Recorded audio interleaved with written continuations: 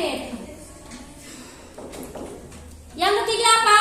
Isi tes deskripsi bersifat personal yang menggunakan kata-kata dengan emosi yang kuat. Nah, yang pertama, isi diperinci menjadi bagian-bagian objek. Ada nggak yang masih ingat? Apa sih maksudnya poin nomor 1 ini? Angkat tangan ya, siapa yang bisa menjawab? Oh ya, Rizky apa? Nanti ketika kita membuat tes deskripsi, kita harus merincikan bagian-bagian yang ada di sana.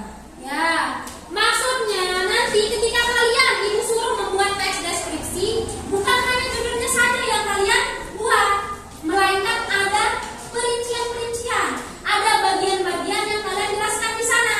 Itu maksudnya ya. Kemudian yang kedua, ada yang masih ingat? Isi digambarkan secara konkret ya. Ya, Intan apa Intan? Isi tes deskripsi menggambarkan secara nyata apa yang dilihat, dirasakan, didengar. Ya, isi di dalam teks deskripsi nanti ketika kalian membuat teks deskripsi, kalian harus gambarkan secara nyata ya, apa yang kalian lihat di sana, apa yang kalian dengar di sana, dan apa yang kalian rasakan ketika kalian ke sana. Ya, paham ya? Masih ingat yang ini ya? Kemudian yang ketiga, isi digambarkan atau menggambarkan secara personal ya. Apa maksud dari personal kira-kira? Gimana sih maksudnya? Isi tes deskripsi berdasarkan perasaan apa yang dilihat dan apa yang didengar si penulis. Ya, maksud personal di sini yaitu perasaan penulis ya. Ketika kalian misalnya ingin membuat teks deskripsi, kalian buat teks deskripsi itu sesuai dengan apa yang kalian lihat sendiri, apa yang kalian rasakan, dan apa yang kalian dengar ketika ke sana. Masih ingat yang ini ya? Paham semuanya? Paham.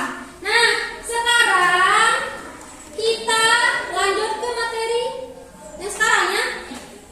Sekarang kita akan mempelajari tentang struktur teks deskripsi. Nah, struktur teks deskripsi.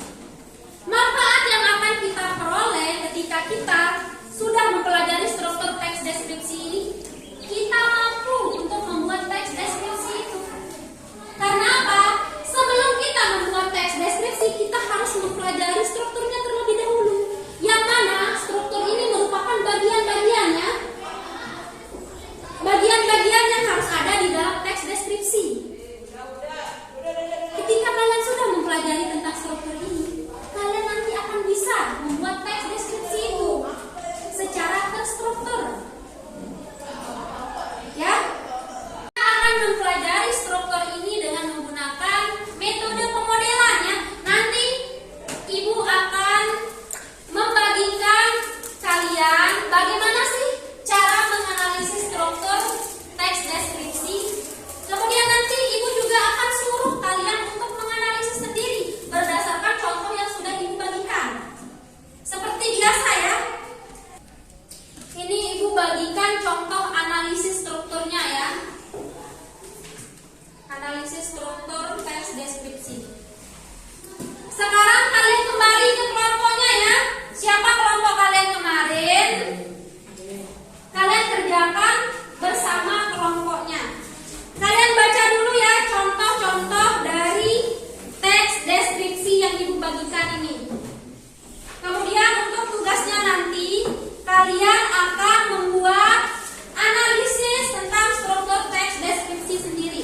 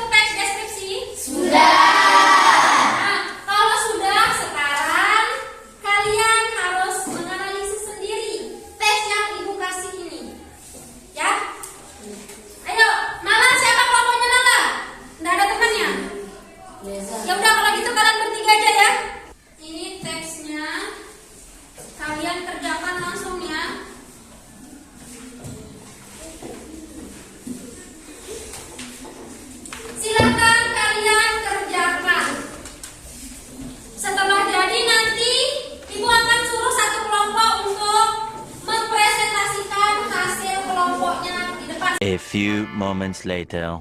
Waktunya tinggal 10 menit ya. Silakan. Waktunya tinggal 10 menit. Enggak.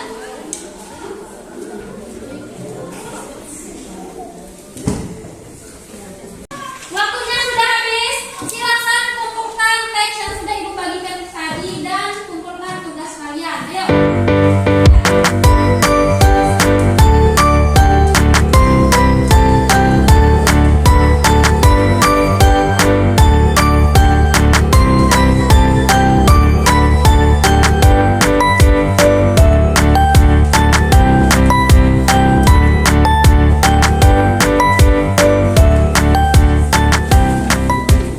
Sudah semuanya mengumpulkan?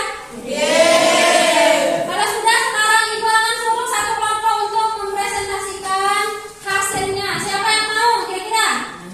Maya, kelompok Maya ya. Kelompok berapa? Kelompok 1 ya? Ya, ayo Maya. Ambil bukunya, kemudian kamu mempresentasikan hasil kamu yang tadi. Bismillahirrahmanirrahim. Assalamualaikum warahmatullahi Nadia, wabarakatuh. perhatikan bukunya. Waalaikumsalam warahmatullahi wabarakatuh. Baiklah, berdirinya saya di sini akan mempresentasikan hasil kelompok saya. Identifikasi terletak di paragraf pertama dan kedua. Karena di sini ada